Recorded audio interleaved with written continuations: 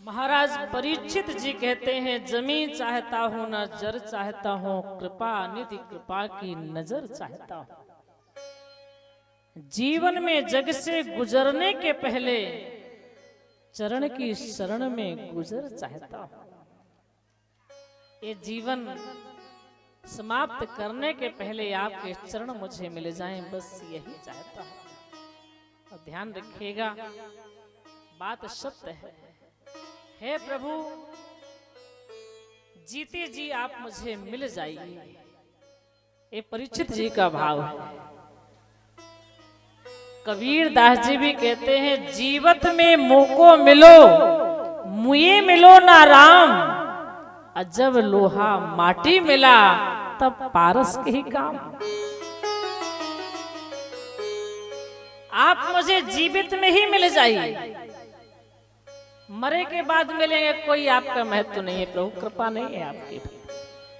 कैसे? जब यह लोहा माटी हो जाएगा तो पारस का फिर क्या महत्व है? पारस तो लोहा में स्पर्श कराएंगे तो सोना बनेगा, माटी में स्पर्श कराने से सोना नहीं बनेगा। इसी तरह से जब तक हम जिंदा हैं तो मिल जाए, आपकी चरण मिल जाए, आपका दर्शन हो जाए।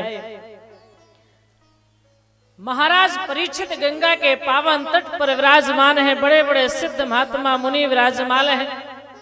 वहां चर्चा हो रही है कि आप कथा प्रारंभ करें। म्रियमावश किम कर्तव्यम, मरने वाले, जल्दी मरने वाले को कौन सा कर्म कर्तव्य करना चाहिए, आप मुझे बताइए, उसके मोक्ष का उपाय क्या है।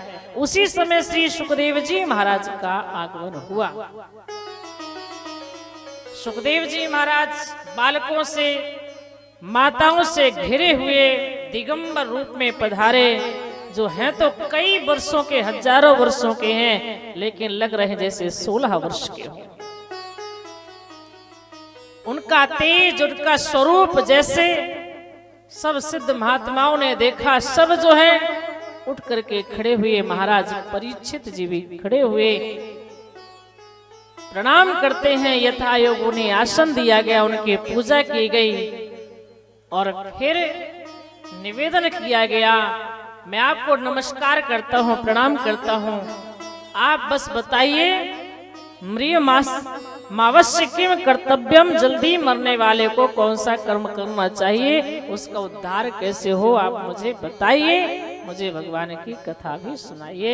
तब वहां पर महाराज परीक्षित जी को गंगा जी के पावन तट पर श्री सुखदेव जी भगवान ने यह श्रीमद् भागवत महापुराण की कथा सुनाते हैं। यह हम आप सब लोगों ने प्रथम अध्याय भी श्रवण किया। प्रथम जो है स्कंद है, इसको भी सुना है। द्वितीय स्कंद में श्री सुखदेव जी कहते हैं, भगवान के जो है विराट रूप का वर्णन किया गया है। यह सारा जगत जो है सब भगवान का ही स्वरूप है। सीय राम में सब जग जाने, करो प्रणाम जोर जुग पाने, जड़ चेतन जग जीव जत सकल राम में जान। ये सारा संसार जो है ये ब्रह्म में है, ये परमात्मा में है।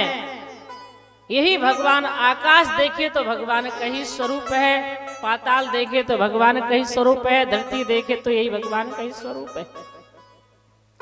ये जो हमें धरती में आप देखे इतने सारे पेड़ पौधे देखते हैं, ये भगवान के रोमावली है। जो आपको नदियां दिखाई पड़ती हैं, ये भगवान की नसें हैं। ये जो पर्वत दिखाई पड़ते हैं, भगवान की अस्थियां हैं। ये सब विराट रूप में सब वर्णन किया गया द्वितीय स्कंद में। और सृष्टि की उत्पत्ति कैसे इत्यादि बताया गया, बड़े संक्षिप्त और विस्तार में आदि आदि कथाओं को कहा गया। हरि अनंत, हरि कथा अनंता, भगवान अनंत है, भगवान की कथाएं अनंत है। कितना भी कहते रहे लेकिन कभी पूरी नहीं हो सकती। 7 दिन की तो बात ही छोड़िए, हम 7 वर्ष भी बैठ करके कथा भागवत की कहें फिर भी पूरी नहीं हो पाएगी। कोई भी वक्ता पूरे प्रसंग नहीं कह पाता है, सब छोड़ना पड़ता है, बीच बीच में सुनाना पड़ता है। फिर तृतीय स्कंद में आप देखें भगवान के सुंदर अवतारों की कथा। द्वितीय स्कंद में 24 अवतार हुए, तृतीय स्कंद में सृष्टि का विस्तार, क्योंकि सृष्टि का विस्तार भी तो करना है। तो बड़ी सुंदर सुंदर कथा श्री सुखदेव जी महाराज राजा परीक्षित को सुनाने लगे। राजा परीक्षित जी ने कहा आप तो बस सुनाते जाइए, चिंता मत करिए। आप ये मत सोचिए कि परीक्षित को भूख लगेगी, प्यास लगेगी, नींद आएगी, कुछ नहीं। बस मैं यूं ही बैठा रहूंगा, आप मुझे कथा अमृत पिलाते जाइए। बस यही सबसे बड़ा जीवन का सार है। मुझसे छोड़ना नहीं चाहता, क्योंकि मेरे पास समय नहीं है, केवल 7 दिन है। और ध्यान रखिएगा, ये 7 दिन केवल राजा परीक्षित के नहीं थे, हम आपके पास में भी केवल 7 ही दिन है कि नहीं है? किसी के पास 8वां दिन है? बताइए हो तो? आप गिनिए जरा। रविवार, सोमवार, मंगलवार, बुधवार, गुरुवार, शुक्रवार, शनिवार, 7 है ना? 8वां है किसी के पास? नहीं है ना। सबको केवल इन 7 दिन ही जीना है, 8वें दिन किसी को नहीं जीना, केवल 7 दिन ही जीना है, 7 दिन ही रहना है। लेकिन हम आप ये 7 दिन पा करके इतने अभिमान में हैं, ऐसे संसार में आकर्षित हैं, मोहित हैं कि लगता है कि हमें जैसे करोड़ों वर्ष यहाँ पर रहना है। ऐसे धन संपत्ति जुटाते हैं जैसे हमेशा हमेशा यहाँ पर रहना है। फिर भी भगवान की माया का ही प्रभाव है।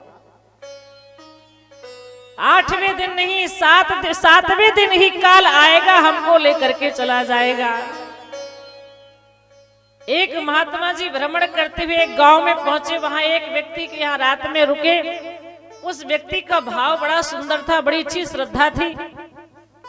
उसने महात्मा जी का बड़ा स्वागत सम्मान किया, भोजन इत्यादि करवाया, व्यवस्थाएं दी जो भी बना उससे। लेकिन उस आर्थिक स्थिति कमजोर थी, पैसा धाम थोड़ा कम था।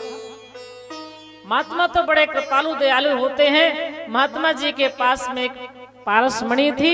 महात्मा जी जाने लगे और उन्होंने कहा, लो भैया मैं तुम्हें पारस दे रहा हूँ, तुम लोहा में स्पर्श कराओगे सोना बन जाएगा, तुम्हारा भी बढ़िया मकान बन जाएगा, तुम्हारे बैंक में बढ़िया करोड़ों रुपए हो जाएंगे, तुम भी धनी हो जाओगे।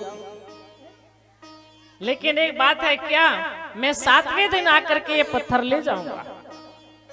महात्मा जी इतना कहकर चले गए और उस व्यक्ति ने क्या किया, वह बोला कि मेरे पास तो पारस आ गया है, मुझे तो लोहा बस इकट्ठा करना है। और वह लोहा इकट्ठा करने में जुट गया। दिन रात बस लोहा इकट्ठा करते करते अपना घर भरने लगा। एक लोहा का ढेर लगा लिया। मुझे पारस तो मेरे पास में, बस उसको स्पर्श करा दूंगा, लोहा सोना बन जाएगा। स्पर्श कराने में ज्यादा समय तो लगना नहीं है, लोहा इकट्ठा करने में समय लगना, तो लोहा इकट्ठा कर लूं, पारस स्पर्श कराऊंगा, सोना बन जाएगा। यह करते करते उसका 7वां दिन आ गया। 7वें दिन महात्मा जी आए। महात्मा जी ने कहा, राधे राधे, लाइए वो पत्थर जो हमने आपको दिया था। उसने कहा, महात्मा जी बस 1 दिन का समय दे दीजिए, बस 1 दिन का चाहिए मुझे। मैंने लोहा सब इकट्ठा कर लिया है, बस उसमें स्पर्श करवाना है, छुबाना है बस। महात्मा जी ने कहा, नहीं नहीं, अब 1 दिन है ही नहीं, मैं कहां से तुम्हें दे दूं, वो पत्थर लाओ मुझे। वह लोहा इकट्ठा रखे रह गया। महात्मा जी वह पत्थर लेकर के चले गए। इसका तात्पर्य क्या है? हमारे पास भी केवल 7 दिन हैं, लेकिन हम आप लोग भजन नहीं करते हैं। कहते अभी मृत्यु थोड़ा नहीं आ रही है, अभी मृत्यु नहीं आना है, अभी तो बहुत समय है, बहुत साल जीना है। अभी हम ये काम कर ले, ये काम कर ले, ये काम कर ले, फिर राम नाम क्या है, कृष्ण नाम क्या है, तो हमारे मुंह में रखा है, चाहे जब ले लेंगे। राम नाम कृष्ण नाम जो पारस है, ये तो हमारे मुंह के अंदर रखा, चाहे जितने समय ले लेंगे हम, मुक्ति मिल जाएगी। पहले ये काम ये काम ये काम सब कर ले, इसके बाद जो है फिर 1 दिन भगवान का भजन कर लेंगे और यही करते रहते करते करते 7 दिन पूरे बीत जाते हैं। पारस हमारे पास में है, मुंह में भगवान का नाम है, लेकिन उसका हम सदुपयोग नहीं कर पाते, भगवान का नाम नहीं ले पाते। और एक दिन वह काल आता है और कहता चलो तुम्हारे 7 दिन पूरे हो गए, और फिर हमें संसार से वह काल लेकर चला जाता है। तो ध्यान रखिए, कर्म करते रहिए। मैं आपको ये नहीं कहती हूँ कि आप कर्म ना करें, कर्म तो सबको करना है, क्योंकि कर्म भूमि में हम आप सब लोग आए हैं, तो कर्म करना है, लेकिन इन संसार की चीजों में आसक्त नहीं होना है। आसक्ति ही दुखदाई है, आसक्त मत होइए। जो भी कर्म करिए यह सोचिए कि मेरा दायित्व है, मेरा फर्ज है, मेरा कर्तव्य है, मैं अपना कर्म कर रहा हूँ, लेकिन मैं आसक्त नहीं होऊंगा, क्योंकि एक दिन ये संसार छोड़ना है। एक कथा हम आपको पल पल में शिक्षा दे रही है।